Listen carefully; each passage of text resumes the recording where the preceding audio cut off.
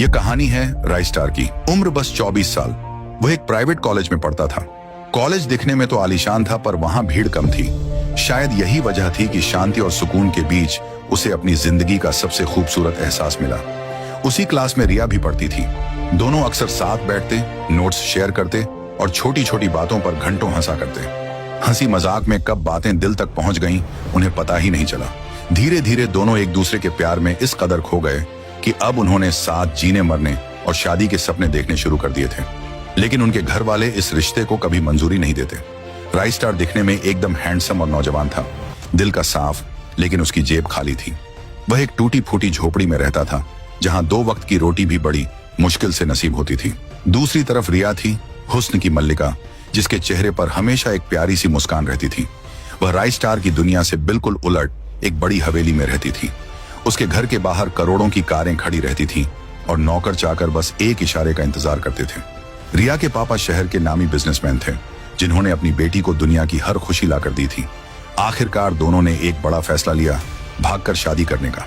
एक अंधेरी रात जब उसके मम्मी पापा गहरी नींद में थे, तब रिया दबे पांव बिना किसी को बताए अपने घर से निकल गई। उसने पीछे मुड़कर अपने पिता की करोड़ों की संपत्ति और ऐशो आराम को नहीं देखा। उधर राइस्टार भी अपना सब कुछ छोड़ रिया से मिला। दोनों ने अपनी पढ़ाई, अपनी डिग्री और अपना शहर सब कुछ हमेशा के लिए पीछे छोड़ दिया। वहां से निकलकर वे एक दूर अनजान शहर पहुंचे और वहां दोनों ने एक दूसरे को वरमाला पहनाई। कोई बैंड बाजा नहीं था, कोई बाराती नहीं थे, बस 2 दिल थे और अटूट विश्वास। शादी के बाद वे एक ऐसे छोटे से गांव में आ गए जहां की आबादी ना के बराबर थी और उन्हें कोई पहचानने वाला नहीं था। राइस्टार ने एक छोटा सा कमरा किराए पर लिया। कमरा टूटा फूटा था, लेकिन उस कमरे के कोने कोने में प्यार बसा था। दोनों खुशी से और प्यार से रहने लगे। पेट भरने के लिए राइस्टार ने पास ही के एक कंस्ट्रक्शन साइट पर काम करना शुरू कर दिया। जिन हाथों में कभी कॉलेज की किताबें हुआ करती थीं, अब उन कंधों पर सीमेंट के भारी भारी थैले थे। शाम को जब वह थक हार कर घर लौटता, दोनों की जिंदगी अब गरीबी में थी, लेकिन उनके चेहरे पर वह सुकून था। दोनों एक ही थाली में खाना खाते। रिया उस सादे दाल चावल को भी ऐसे स्वाद से खाती। रिया ने भी घर की आर्थिक हालत संभालने के लिए एक छोटी सी प्राइवेट कंपनी में नौकरी कर ली। तनख्वाह बहुत कम थी, लेकिन गुजारा कर लेते थे। उन दिनों गरीबी के बीच भी एक सुकून था, एक हंसी थी जो उस छोटे से कमरे को रोशन रखती थी। धीरे धीरे वक्त ने करवट ली और मुश्किलें पहाड़ जैसी खड़ी होने लगी। किराया वक्त पर ना दे पाने की वजह से मकान मालिक रोज उनके दरवाजे पर आकर तमाशा करने लगा। वह गंदी गालियां देता और घर खाली करने की धमकियां देता। राइस्टार अपनी बेबसी छुपाकर बस इतना ही कह पाता, साहब परसों पक्का। रिया, जो कभी महलों की राजकुमारी थी, अब इस बदहाली से थकने लगी थी।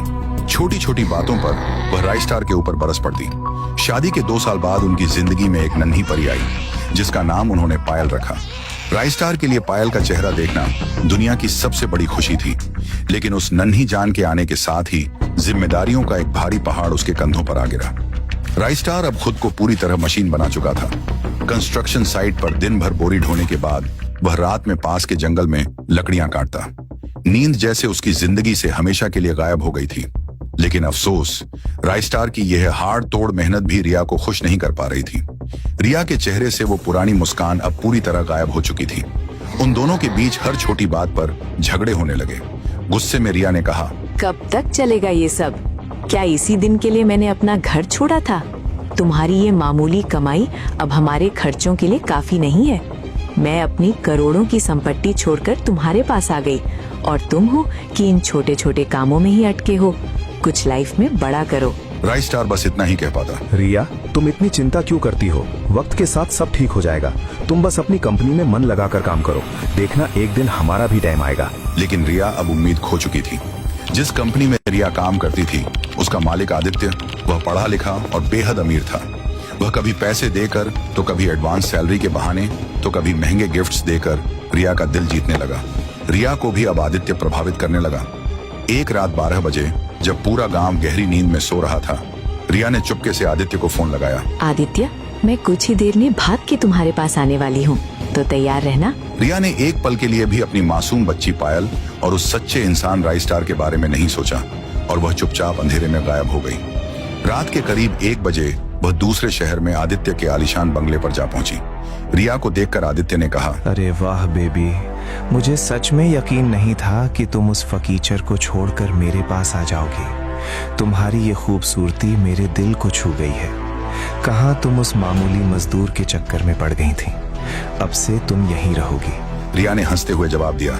अरे हाँ, मेरी किस्मत फूटी थी जो उस फकीचड़ के मुंह लग गई। काश मैं अपने मम्मी पापा की बात मान लेती। मुझ पर तो तुम जैसा लड़का सूट होता है। उसने प्यार जताते हुए कहा। तो फिर देर किस बात की, चलो ऊपर। दोनों सीढ़ियां चढ़कर आदित्य के बड़े से लग्जरी बेडरूम में जा पहुंचे। वहां पहुंचते ही रिया ने अपने कपड़े खोल दिए और बिस्तर पर आकर आदित्य को एक अजीब सा इशारा करके अपने बदन को दिखाते हुए बिस्तर पर लेट गई। आदित्य उसके बदन को देखकर रुक नहीं पाया और उसके बदन पर चढ़ गया। अंदर से आवाजें आने लगी। छोड़ो, उधर गांव में थकान से चूर राइस्टार की आंख खुली, पर जैसे ही उसने बगल में देखा उसे बिस्तर खाली मिला। वह हड़बड़ाकर उठ बैठा। रिया कभी भी सुबह बिना बताए कहीं नहीं जाती थी। वह बदहवास होकर घर से बाहर निकला और अपनी नजरें गांव के चारों ओर दौड़ाने लगा। उसने चीख कर पुकारा, रिया, रिया, कहाँ हो तुम? पर जवाब में सिर्फ खामोशी थी। उसने आसपास के घरों में जाकर देखा। हर उस जगह गया जहां रिया जा सकती थी, लेकिन रिया का कोई अता पता नहीं था। रिया राइस्टार को छोड़ गई। दिन तेजी से बीते, हफ्ते गुजरे और फिर महीनों से होते हुए साल बीत गए, पर रिया कभी वापस नहीं आई। राइस्टार ने रिया को भूलकर अपनी पूरी दुनिया बेटी पायल के नाम कर दी। राइस्टार अब पायल के लिए पिता भी था और माँ भी। वह उसे अपनी गोद में सुलाता, लोरी सुनाता और माँ की तरह दुलार देता। पायल की जिंदगी संवारने और उसके स्कूल की फीस भरने के लिए राइस्टार मिस्त्री का काम करने लगा था। दिन भर की हाड़ तोड़ मेहनत के बाद जब वह रात को घर लौटता तो थका होने के बावजूद खुद बैठकर पायल को पढ़ाता। जहां राइस्टार काम करता था वहां के मजदूर अक्सर उसे देखकर बातें बनाते और मजाक उड़ाते। अरे राइस्टार, तू तो हम सबसे ज्यादा दुख झेल रहा है। तेरी बीवी तो तुझे छोड़ भाग गई, तू दूसरी शादी क्यों नहीं कर लेता? कम से कम कोई तो होगी जो घर संभालेगी और तेरी बेटी का ख्याल रख लेगी। भाइयों कुछ भी कहो, शादी चाहे जिससे कर लो, पर अमीर लड़की से कभी मत करना, वरना देख लो राइस्टार जैसी हालत हो जाएगी। महलों की रानी को झोपड़ी में लाओगे तो वह भाग ही जाएगी ना। हाँ हाँ हाँ हाँ। लेकिन राइस्टार एक फीकी मुस्कान के साथ जवाब देता, भाइयों, मैं अब भी जिंदा हूँ और मेरे पास लड़ने की वजह है। मुझे बस अपनी बच्ची का ध्यान रखना है और उसे एक काबिल इंसान बनाना है। अब यही मेरी जिंदगी है और मेरा आखिरी मकसद भी। रही बात शादी की, तो मुझे किसी और की जरूरत नहीं। वक्त तेजी से बीता और 2 महीनों बाद गांव का माहौल पूरी तरह बदल गया। चुनाव का बिगुल बज चुका था। हर तरफ नारेबाजी हो रही थी और सरपंच बनने की होड़ मची थी। इस बार इलेक्शन में एक नया चेहरा उतरा था, ठाकुर। ठाकुर ने गांव के बीचों बीच भारी भीड़ इकट्ठा की और जोश भरे अंदाज में भाषण देना शुरू किया। मेरे प्यारे भाइयों और बहनों, कैसे हो आप सब? मैं पहली बार आपके गांव आया हूं और मेरा चुनाव चिन्ह कटोरा है। अगर आप मुझे भारी मतों से जिताकर इस गांव का सरपंच बनाते हैं तो वादा करता हूं कि आपको राशन के लिए कभी शहर के चक्कर नहीं काटने पड़ेंगे। मैं हर हफ्ते आपको मुफ्त राशन दिलवाऊंगा। फ्री राशन का नाम सुनते ही गांव वालों की आंखें चमक उठी। महंगाई और गरीबी से जूझ रहे लोगों के लिए यह किसी वरदान से कम नहीं था। नतीजा यह हुआ कि लोगों ने बढ़ चढ़कर ठाकुर को वोट दिए और वह भारी बहुमत से गांव का नया सरपंच चुन लिया गया। गांव में खुशियों का माहौल था, लेकिन लोगों की नजरें सिर्फ उस फ्री राशन पर टिकी थीं। ठाकुर ने भी अपने वादे के मुताबिक शहर से राशन के 2 बड़े ट्रक गांव के लिए रवाना कर दिए थे। ठाकुर ने अपना वादा बखूबी निभाया, लेकिन दूसरी तरफ सभी गांव के लोग अपनी अपनी बोरियां और झोले लेकर गांव के बाहर सड़क पर जमा हो गए। चिलचिलाती धूप में बूढ़े, बच्चे और जवान सब उस ट्रक का इंतजार कर रहे थे। सुबह से शाम ढल गई, लेकिन दूर दूर तक किसी ट्रक के पहियों की धूल उड़ती नहीं दिखी। इंतजार करते करते रात हो गई। लोग भूख और प्यास से बेहाल हो चुके थे। धीरे धीरे लोगों की उम्मीद टूटने लगी और वे भूखे ही भारी कदमों से अपने अपने घरों की ओर लौटने लगे। कुछ ही देर में वहां सन्नाटा पसर गया। गांव के कुछ लोगों के साथ गांव के जमींदार ने ठाकुर को फोन लगाया और कहा, सरपंच साहब, आपने वादा किया था कि राशन के ट्रक आज ही पहुंच जाएंगे। पूरा गांव दिन भर सड़क पर खड़ा रहा। रात हो चुकी है पर ट्रक का कहीं अता पता नहीं है। आखिर बात क्या है? सब लोग भूखे पेट ही सो गए हैं। फोन की दूसरी तरफ से ठाकुर ने थोड़ा मुंह बनाते हुए जवाब दिया, अरे भाई क्या बकवास कर रहे हो। मैंने अपने वादे के मुताबिक सुबह ही 2 बड़े ट्रक भरकर राशन रवाना कर दिए थे। हो सकता है रास्ते में कुछ दिक्कत हो गई हो। कल सुबह तक का इंतजार करो, ट्रक पक्का पहुंच जाएंगे। अगले दिन की दोपहर हो गई, लेकिन फ्री राशन वाले ट्रकों का नामो निशान नहीं था। लेकिन तभी गांव के बीचों बीच एक अजीब नजारा दिखा। जग्गू भाई नाम का एक आदमी अपनी एक छोटी ट्रक की ट्रॉली में चावल और गेहूं की बोरियां भरकर बेच रहा था। वहां लोगों की 2 लंबी लंबी लाइनें लगी हुई थीं। हैरानी की बात यह थी कि जग्गू एक बोरी राशन के 7,000 वसूल रहा था, जो कि बाजार भाव से कहीं ज्यादा था। फिर भी लोग मरता क्या ना करता वाली हालत में अपनी जमा पूंजी निकालकर वह महंगा राशन खरीदने पर मजबूर थे। इधर घर पर नन्ही पायल ने राइस्टार का हाथ पकड़कर कहा, पापा, घर में खाने को एक दाना भी नहीं बचा है। चावल गेहूं सब खत्म हो गए हैं। सुना है सरपंच साहब फ्री राशन बंटवा रहे हैं, आप जाकर ले आओ ना। राइस्टार की जेब में एक फूटी कौड़ी भी नहीं थी। अपनी बेटी की भूख मिटाने की उम्मीद में वह घर से बाहर निकला।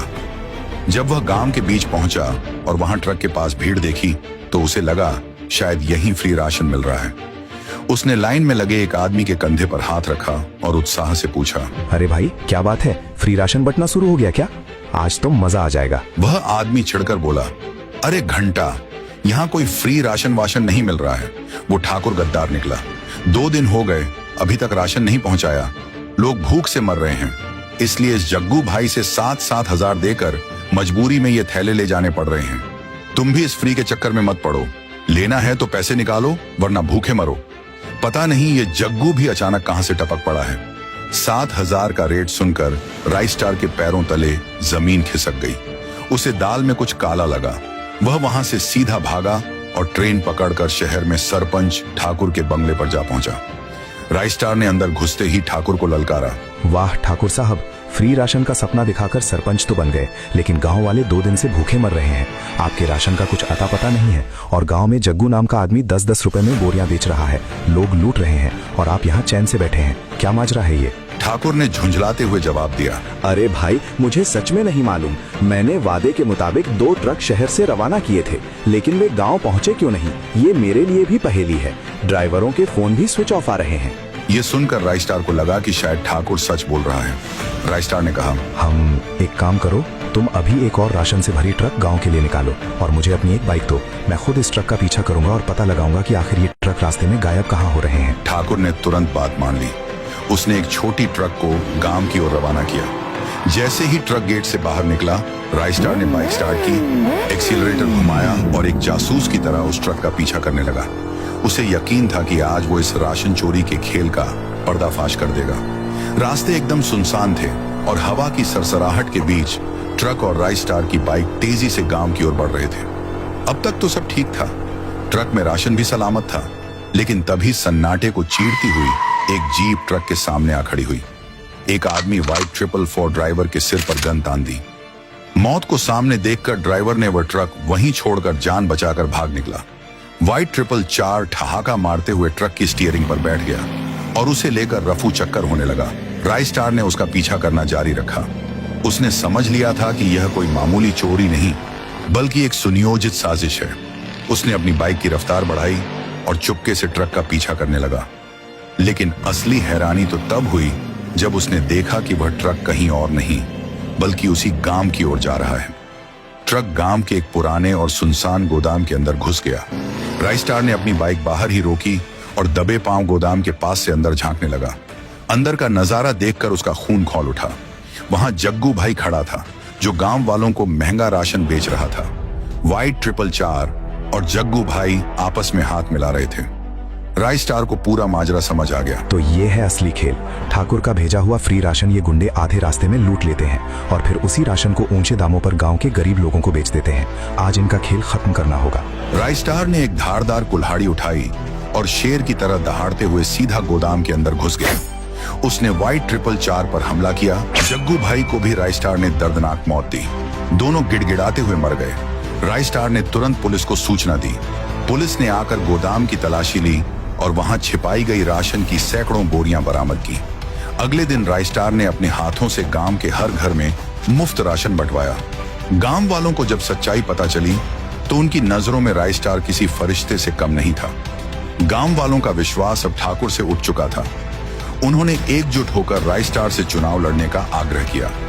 भारी मतों से जीतकर राय स्टार उसी गांव का नया सरपंच बन गया। सरपंच बनते ही राय स्टार ने कसम खाई कि वह किसी और की बेटी को भूखा नहीं सोने देगा। अगले 2-3 सालों में राय स्टार ने गांव की सूरत ही बदल दी। उसने एक आधुनिक हॉस्पिटल बनवाया ताकि किसी को इलाज के लिए शहर ना भागना पड़े। बुजुर्गों के सम्मान के लिए एक शानदार वृद्धाश्रम बनवाया। गांव के बच्चों के भविष्य के लिए एक बड़ा हाईटेक स्कूल बनवाया। वक्त का पहिया ऐसा घूमा कि जो राय स्टार कभी मजदूरी करके पेट पालता था, आज वह करोड़ों की संपत्ति और गांव वालों के दिलों का मालिक बन गया था। उसकी बेटी पायल अब बड़ी और समझदार हो गई थी और वह गर्व से कह सकती थी कि उसके पिता इस गांव के सबसे ईमानदार और जांबाज Chomoloco.